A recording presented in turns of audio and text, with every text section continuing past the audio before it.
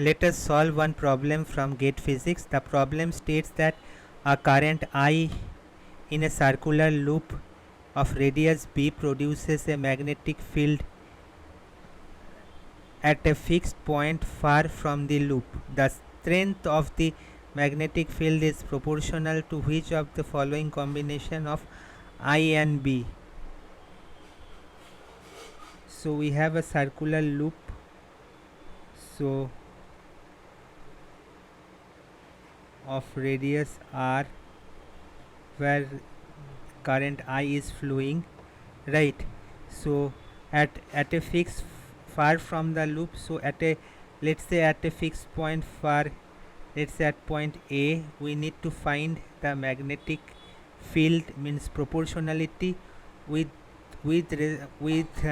proportionality with I and B, means the radius is B, so with respect to I and B we need to find the proportionality of the magnetic field, means how it is proportional. It is directly or inversely proportional, right? So at a far point from the loop, it behaves like a magnetic dipole, right? It behaves like a magnetic dipole. So the magnetic field due to a dipole at a distant point is given by, so we can write mu 0 m by r cube. So where m is the magnetic dipole moment, so m is the magnetic dipole moment. M is the magnetic dipole moment.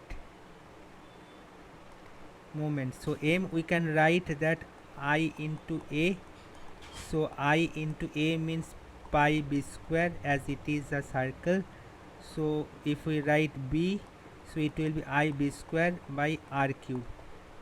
As in the question it is asked the dependency on only I and b, so b is directly proportional to I b square and the dependency is I b square. So hope so the as per the option B is our correct answer.